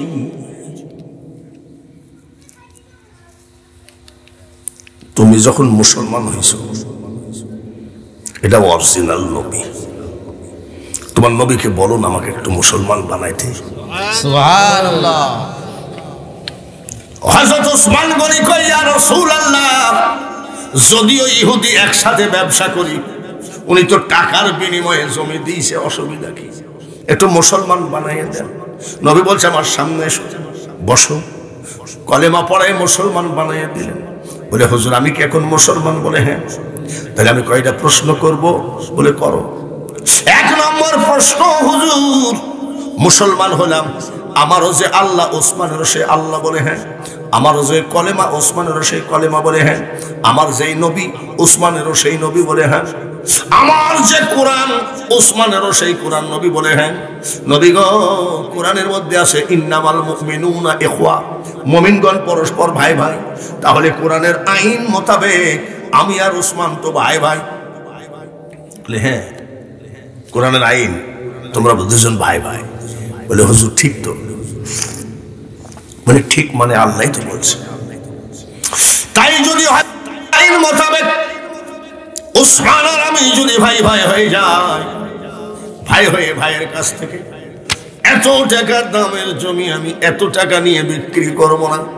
আমার ভাই ওসমান গনির সমস্ত টাকা আপনার কাছে হাতে হাত দিয়ে ফেরত দিলাম। নবী গো, ওই জায়গাটা আমি আল্লাহর ওয়াস্তে দান করে দিলাম, মসজিদ উঠায় ফেলে।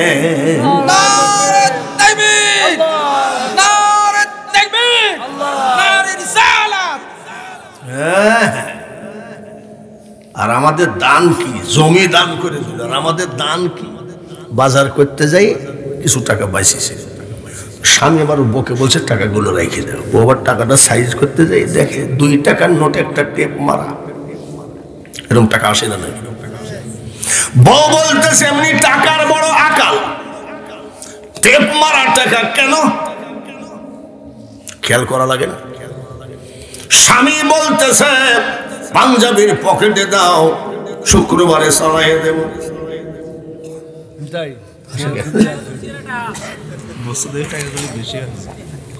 কোথায় চালাবে? আপনাদের মসজিদের জুম্মার দিন একটা কৈটো দেয় নাকি? হ্যাঁ, আমার জিন্দেগিতে আমাদের মসজিদের কৈটোর মধ্যে আমি 500 টাকার 1000 টাকার নোট আমি দেখি নাই। খালি দেখবেন কয় টাকা, খালি 5 টাকার কয়েন পড়তেছে। একটা লোক আপনার মার দিকে তাকান, বাবার দিকে তাকান, চোখটা বন্ধ করেন। মা জীবনের প্রথম বেডরুম হলো মার কোল, জীবনের প্রথম হোটেল হলো মার বুকের দুধ, জীবনের প্রথম মাস্টার হলো মা, ঠিক কিনা? সেই মা কবরে, বাবা কবরে, রিক্সা চালাইছে, মানুষের জমিনে কামলা দিয়ে দিয়ে পরীক্ষার টাকা জমা দিয়েছে, তিনি হলেন বাবা। সেই মা বাবা কবরে আসে, একটা মন পেঁয়াজ এই নিশিরাত্রিতে কে দিবেন? আমরা যতই লেকচার মারি না কেন, সাহাবীদের মতো আমরা দান করতে পারবো না এটা বুঝি, কিন্তু যা আছে কিয়ামতের মাঠে যেন ওনাদের সামনে গিয়ে দাঁড়াইতে পারি এমন একটা দান। একটা মন পেঁয়াজ ইচ্ছা করলে আল্লাহ আপনার জমিনের পেঁয়াজ সব ধ্বংস করেও দিতে পারে। আল্লাহ তাআলা ইচ্ছা করলে, আমি জীবনে কোনোদিন আবাদ করি নাই, আমার একটা জমি মেলা আছে বুঝছেন, আবাদ করি না, ছেলেরা কি করে না করে সব দেখিও, দেখার টাইমও নেই। তা আমি এবার মনে করলাম যে কাঁচা মরিচ আবাদ কর, প্রায় 2 বিঘা কাঁচা মরিচ লাগাইলাম বাপুরে। সেই টাইমে 3 টাকা কেজি। আর আমাদের দেশে এই মরিচ যারা ভেঙে দেয় কিছু গরিব কাঙ্গাল আছে, 5 টাকা করে মন, 10 টাকা করে মন। আর পেঁয়াজের কেজি হলো 5 টাকা, পুরা কেজি হলো 3 টাকা কেজি। মার্কেটে বিক্রি হয়, আমও গেছে, সালাও গেছে। যার জন্য মনে রাখো, জমিনের মালিক তুমি না, ফসলের মালিক তুমি না। উলিল্লাহুম্মা মালিকাল মুলক তুতিল মুলকা মান তাশা। এই জমিনের মালিক আল্লাহ, আল্লাহর জমিনে চলাফেরা, আল্লাহর জমিনে উঠা বসা করো, আল্লাহর জমিনের ফসল খাইয়ে দেহ কেন একেবারে কনকনে বানাইছো। একটা লোক বলেন যে হুজুর ইনশাআল্লাহ আমি যেন হজ করতে যাইতে পারি। লন্ডন গেছি, কোনো লাভ হয়নি। আয়ারল্যান্ড, স্কটল্যান্ড গেছি, রাজশাহী গেছি, রাশিয়া গেছি, অল ভারত ঘুরেছি, কোনো লাভ নাই। মক্কা মদিনার মতো সুন্দর জায়গা পৃথিবীতে হয় না, আর হবেও না। বলেন তো এই নিশিরাত্রিতে হাজী ভাইদেরকে নিয়ে মাদ্রাসার শিক্ষক সম্পর্কে নবী কত বড় কথা বললেন, খায়রুকুম মান তাআল্লামাল কুরআন ওয়া আল্লামাহু। যে কোরআন শেখে অপরকে শিখায়, তার থেকে ভালো মানুষ পৃথিবীতে একটাও নাই। একটা লোক হাত বাড়ান, এই সব মানুষগুলো নিয়ে আমি একটুখানি মুনাজাত করব। এই মাদ্রাসা করলে হবে না, সহযোগিতা করা লাগবে। এটা একটা লোককে আছে ওস্তাদের মায়ের, ওস্তাদের মায়ের এই শেষ রাতের পেঁয়াজটাকে দিবেন, একটু হাত তোলেন তো দেখি, আল্লাহ শোনে কেন একটু দেখি। এক লোক 500 টাকা, আল্লাহ তুমি কবুল করো, জোরে কোন আমিন। নাম কি? আদম। কি নাম? আলহাজ আলহাজ আজিজুল খান আদম। না, মন তো পুরা হলো না দেখছি। এটা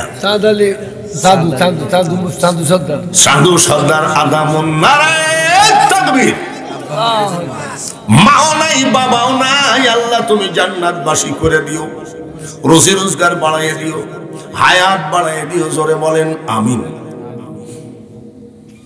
যাই হোক, 1 মন তো হলো, চাইছিলাম 1 মন, 2 জন দিয়ে তো 1 মন হলো নাকি? দুজন দিয়ে ও সাদালি 1 মন। আলহামদুলিল্লাহ, চাইলাম 1 মন হয়ে গেল। যে দেশের মানুষ 1 মনকে 1.5 মন বানাইতে পারে, আর 8 মন দিয়ে 2 মন বানাইতে পারে কি পারে না? পারে, কিন্তু না দিলে কি হবে না? আর একটা লোক 8 মন দিয়ে 2 মন করেন তো দেখি, কোন দরদি আছো? জমিনের দিকে তাকাইও না, ফসলের দিকে তাকাইও না, শুধু মার দিকে তাকাও। 1 মন না 8 মন? বাবুর আলী আদামন। বাবুর আলী আদামন। নারায়ে তাকবীর। নাম কি আপনার? ইকরামুল হক 1 মন। ইকরামুল হক 1 মন, তাহলে কত হলো? 1.5 মন হইল না, 3 মন। 3 মন আগে। 1.5 মন আর 1.5 মন, 3 মন হলো। চাইতেও লজ্জা করতেছে।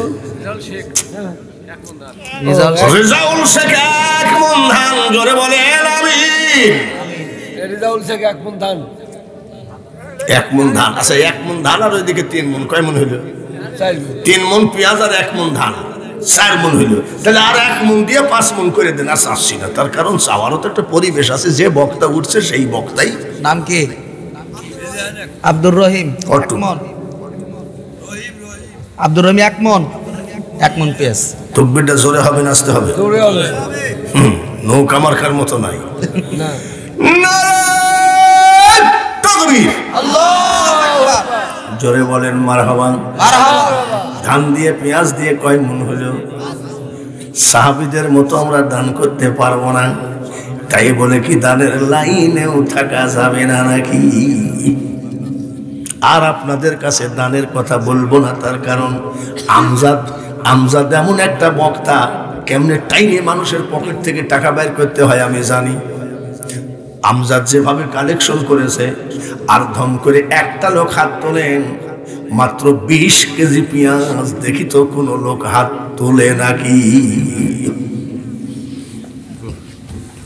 হযরত আবু বকর ওমর দান করলেন মদিনার মসজিদে নববীর ভিতরে জায়গা হলো না বলে আলী ওমরকে দিলা বলে 12 আনা দিলাম আর 4 আনা সংসারের জন্য রাখলাম। উসমান কি দিলা বলে 8 আনা দিলাম, 8 আনা রাখলাম। আবু বকর কি দিলাম? আবু বকর কয় ইয়া রাসূলুল্লাহ, আমার স্থাবর অস্থাবর হাঁড়ি পাতিল দেখছি শাবল কুদাল সব দিয়ে দিয়েছি। বলে সংসারের জন্য কেউ 4 আনা কেউ 8 আনা রাখছে, তুমি কয় আনা রাখছো? ইয়া রাসূলুল্লাহ, নবী গো, সংসারের জন্য আমি আবু বকর রেখেছি লা ইলাহা ইল্লাল্লাহু মুহাম্মাদুর রাসূলুল্লাহ। আমি শুধু আল্লাহ আর আল্লাহ রসুলকে রাখছি। আমরা যতই ফুটানি করি না কেন, যতই লেকচার দিই না কেন, অত বড় দানবীর হওয়া সম্ভব না। এই নিশিরাত্রিতে টাস টাস করে কুয়াশার পানি পড়ে, যাদের বাড়িতে চেয়ার টেবিল ছাড়া বসেন না, যাদের বাড়িতে দামি দামি কার্পেট ছাড়া বসেন না, আর একটু দোয়ার জন্য ধানের খড়ের উপরে বসে আছেন, এটাও কিন্তু কম ঈমান না। আর মাত্র 1/2 মণকে দিবেন। আমি একটু হাত তুলে মুনাজাত করি, দেখি আমার মাওলা আমাদের উপরে রাজি হন কিনা। বলেন সব শেষে খবির 1/2 মণ দান পেঁয়াজ। কোনটা? খবির। এই তো হয়ে গেল। নারায়ে তাকবীর। আল্লাহু আকবার। আরো জোরে বলেন নারায়ে তাকবীর। আল্লাহু আকবার। এখন একটু দোয়া করব। ও খবির না, খবির কত দিছে? আদম। আর বাবু তাহলে তো আর 1/2 মণ পাও নাই আছে। আর একটা লোক হাত তোলেন যে হুজুর আপনার তো জবানের ঠিক নাই, আপনার পেট ভরে তো চোখ ভরে না। বাবা আমি তো পেঁয়াজ নিয়ে যাব না, এইবার পেঁয়াজ এমন দাম, আমার বউ বলছে পেঁয়াজ নাই, আমি পেঁয়াজ ছাড়া খা, পেঁয়াজ আর খাইস। আল্লাহ তাআলা যেন আপনাদের ধন দৌলতে ভরপুর করে দেন, সবাই বলি আমি। আর আপনারা এত ভালোবাসেন একই বক্তাকে প্রতি বছর, একই 1-8 2 নাকি, আবার আজ আবার বলতেছে যতদিন বাঁচবেন। সুবহানাল্লাহ। প্রাণ ঢালা দোয়া করব, এখনই দোয়া শেষ করব। তার কারণ 12:30 রাতের কাম কিন্তু সারা নাকি। আপনারা যাইতে 10 মিনিট 15 মিনিট, আর আমার 2.5 ঘন্টা লাগবে। বাবাজি প্রতিদিন আজান হয় আর ঘরে ঢুকি, কোনোদিন আজান রাস্তায় হয়ে যায়, এই করে বেড়াচ্ছি। তারপরেও আপনারা ভালোবাসেন আমাকে, যার জন্য আমি ভালোবাসার কাছে দাবি করলাম। সবই যখন হলো বাবা, আর 1/2 মণ পেঁয়াজ কে আছে, এই জায়গাটাই ফাঁকা রাখা দরকার নাই। আর 1/2 মণ পেঁয়াজ দিলে সমান সমান হয়ে যায়। নাম কিসে? হেলাল শেখ। হেলাল শেখ 1/2 মণ। নারায়ে তাকবীর। জোরে কোন মারহাবা। সাইফুল তো দিছে, আগে দিছে। আলহাজ সাইফুল সর্দার কোনটা? 1 মণ পেঁয়াজ তো বাইরেতেই আছে। সুবহানাল্লাহ। নারায়ে তাকবীর। আল্লাহ সাইফুল সর্দার আগে ছিল চাঁদু সর্দার। কেটা দিয়েছে? সাইফুল সরদার দিছে লিখছে রিয়াজুল। সিরাজুল আদম বলবেন। এইভাবে যদি সবার সহযোগিতা থাকে, মাদ্রাসা কোনো ব্যাপারই না। আল্লাহ যেন বিশ্বের ভিতরে এই মাদ্রাসাকে বিশ্ববিখ্যাত করে ফেলেন, এবং এই মাদ্রাসা থেকে যেসব আলেম বানাবে তারা শুধু আলেম না, তারা যেন অলিও হয়ে বের হয়। জোরে বলে না আমিন, আর জোরে বলে না আমিন। সাহিত্য সমিতি ভালোই আসতেছে ইনশাআল্লাহ, সবার চোখ আছে আল্লাহর রহমত ইনশাআল্লাহ। দেখতে দেখতে এত সুন্দর চকচকে রাস্তাঘাট, এই যে কি হবে বুঝে, ঘর দরজা সব ঝকঝকা। বলেন আমিন, জোরে বলেন আমিন। বাবাজিরা, বিদায়ের পথে একটা কথা বলি, কথাটা মনে রেখেন। যে রাস্তা তো 3 লক্ষ টাকা 200 পারবে। এই যে ওয়াজ শুনতেছে না, সকালবেলা যদি চার দোকানে জিজ্ঞাসা করে আমজাদ জেহাদি, আমজাদ কি ওয়াজ করলো, কি জানি বাবা, খেয়াল নাই। বাঙালি হুজুর কি ওয়াজ করলো, বলে ছিলাম ঠিকই, মনে হয় উসমান গনির কিছু কথা বলিছিল, মানে মনে থাকে না। এবার আপনার মনে থাকবে যে কথাটা, এটা বলে মনে রেখেন। আমরা দেখেছি হাট লাগতো জোহরের পরে, আর হাট থাকতো রাত 10টা পর্যন্ত। আর এখন হাট লাগে ফজরের নামাজের আগে, নাকি? আর বেলা 10-11টা বাজতে গেলে দেখবেন যে হাট ফাঁকা তো ফাঁকা, ওই হাটের মধ্যে কেউ মারতে গেলে ঠেকানোর লোক নেই, ঠিক কিনা? পেঁয়াজ বিক্রি করে হাটের আগের দিন, পেঁয়াজ বিক্রি করে হাটের পাট হাটের আগের দিনই বিক্রি হয়ে যায়। হ্যাঁ, ঘাট অঘাট হবে, এগুলো শুনতাম। হ্যাঁ, সেদিন দেখি যে আমি আসতেছি বগুড়ার থেকে, দেখি যে খালি ধান পাট। কিরে কি ব্যাপার? তো বসে হুজুর এই রাত 3টার সময় হাট বসে। বাপরে! আর আমরা জোহরের পরে হাট শুরু হতো, মুরব্বীরা কিছু পেঁয়াজ রসুন বিক্রি টিক্রি করে, সিম টিম শাক পাতার বিক্রি করি, টুকটাক করে একটা হারিকেন ধরায় রাত্রে বাড়ি আসতো, ঠিক কিনা? ঠিক আছে কিনা? তার কারণ আপনার বাড়ি আর আমার বাড়ি তো বেশি দূর না, ওর মাঝখানে শুধু লালন শাহ সেতু, তাহলে তো একই হয়ে গেল। এরকম একটা মাদ্রাসার একটা ছেলে, এক বাড়িতে জায়গির থাকে, তো জায়গিরের বাড়িতে ছেলেটা ওইখানেই থাকে, মাদ্রাসায় এসে সবক মানে পড়াশোনা করে আবার জায়গিরে চলে যায়। মাদ্রাসায় থাকার ব্যবস্থা হয় না। হাফিজি মাদ্রাসা কিন্তু খুব কঠিন বাবা, উস্তাদরা যে এত কড়া হয়। আমাকে ছাত্র জীবন একটা চড় মারিছিল, ডাক্তার দেখায় তারপরে কান ঠিক করতে হয়েছিল, এত কঠিন। আর ফজরের 1 ঘন্টা আগে সব ছেলেদেরকে উঠায় দেয়, উঠো। তার মানে ওই টাইমে মুখস্থটা বেশি ভালো হয়। আর যদি বাবাজি মুখস্থ না হয়েছে রে, কি মার যে খাইছি আমার জীবনে তো আর বলার মতন না। তার কারণ বিদেশি ভাষা, জবানটা বাংলা, ঠিক কিনা? একজন কোরআনে হাফেজ দাঁড়ায় থাকলে কয় জেএমবি দল, তালেবান, আল কায়দা, কোনদিন আলহামদুলিল্লাহ বলেছেন? 33 পারা কোরআন মুখস্থ করে একে জাতা ব্যাপার না। জালসা হচ্ছে। আমার দাদা সূরা ইখলাস দিয়ে শুধু নামাজ পড়ে আর সূরা ফাতিহা। আমার দাদাকে বলছি, দাদা এক সূরায় নামাজ হবে। আমার দাদা বলতেছে নামাজ হোক না হোক আল্লাহ বুঝবে, যা। আমি আর একটা সূরা মুখস্থ করব, তো সহজ সূরা কোনটা? বলে কুল ইয়া আইয়ুহাল কাফিরুন। বলে ওরে বাপ রে! তো দাদির কাছ থেকে আমি এই সূরাটা বাংলায় লিখে নিয়ে মুখস্থ করে গেছিলাম। মুখস্থ করতে গেছিলাম শুধু লাবুদু আর মাবুদু, লাবুদু আর মাবুদুর যন্ত্রণায় আমি পারি নাই।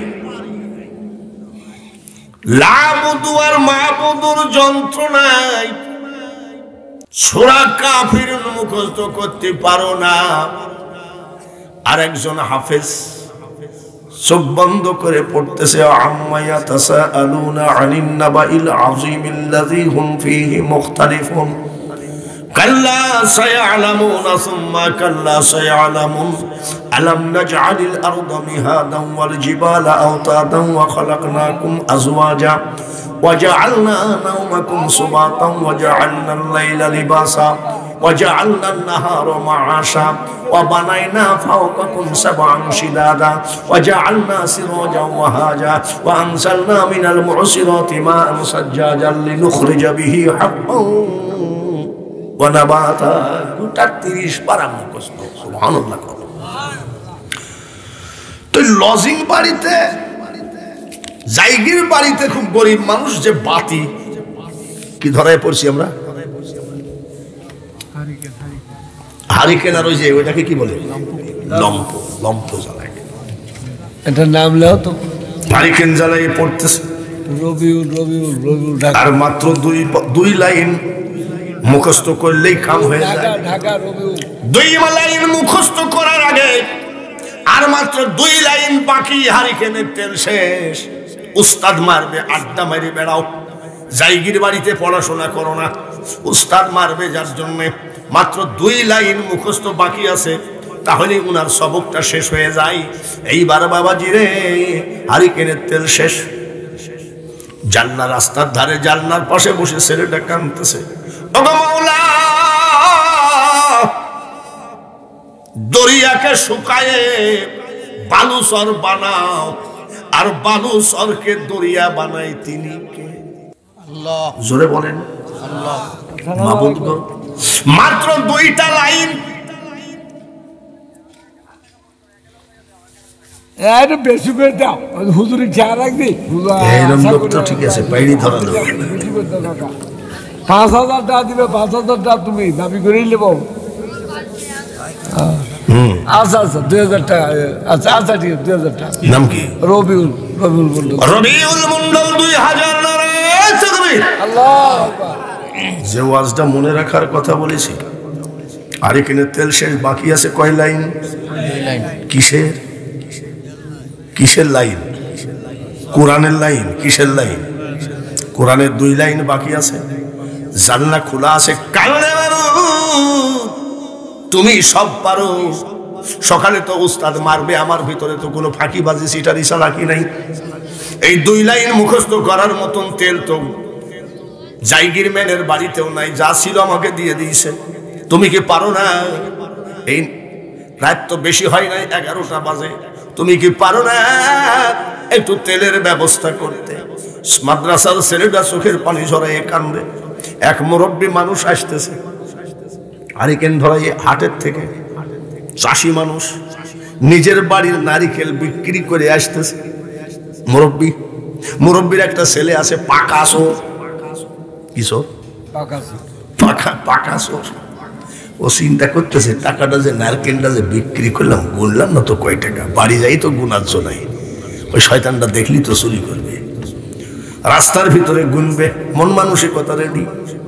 মাদ্রাসার ছেলেটা যেই জানলার পাশে বসে মাওলার কাছে একটু তেলের জন্য কাঁদতেছে, ওই জায়গায় জানলার পাশে একটা বাঁশের বাতা বাইর হয়ে আছে।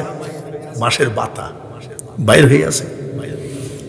চাচা করছে কি, ওই বাতার সঙ্গে হারিকেনটা এইভাবে রেখে টাকা গুনতেছে। চোরে বলেন সুবহানাল্লাহ। কত খেলা জানো রে মাওলা, কত খেলা জানো। মাওলার খেলার অভাব আছে নাকি? ওয়া মাকারু ওয়া মাকারাল্লাহু আল্লাহু খায়রুল। চাচা টাকা গুনতেছে, ছেলে চোর, বাড়িতে যাই টাকা গুনার ক্ষমতা নাই। ওই চাচার টাকা গুনতে গুনতে ওই চাচার হারিকেনের আলোতে 2 লাইন মুখস্থ করে ফেলেছে। চাচা হারিকেন নিয়ে টাকা নিয়ে চললো। এইবার ছেলেটা বলছে, বাবু উস্তাদের মায়ের হাত থেকে আল্লাহ তুমি আমাকে বাঁচাইলাম, আমার যদি জাহান্নামে দাও আমি শান্তি পাবো, কিন্তু ওই চাচাকে তোমাকে জান্নাত দেওয়াই লাগবে। চাচা মারা গেছে, কয় জান্নাতে যাও। বলে বাবু কি জান্নাত দিবা? আমার তো কোনো ইবাদত নাই। আমার আল্লাহ বলবেন তোমার ইবাদত এমন একটা ইবাদত আছে যে ইবাদত করলে আমি খুশি হই। বলে কি ইবাদত? আমার নবীজির জন্য চোখের পানি ঝরায় কান্দে কোনো লাভ নাই। আমার হাবিব কোরআনের জন্য জীবনটা শেষ করে দিয়েছে। এই কোরআন যারা জিন্দা রাখে তাদের জন্য আমি আল্লাহ বড় দয়াবান হয়ে যাই। তোমার হারিকেনের আলোতে একটা মাদ্রাসার ছাত্র 2টা লাইন কোরআন শরীফ মুখস্থ করেছিল, যার জন্য আমি ফার্স্ট ক্লাস জান্নাত তোমাকে দিয়ে দিলাম। ভাইয়ের আমার, গ্রামের নাম কি? ওরে গোপীনাথপুরের মানুষ রে, একটা কথা মনে রাখো, মাদ্রাসার দিকে খেয়াল রাখো।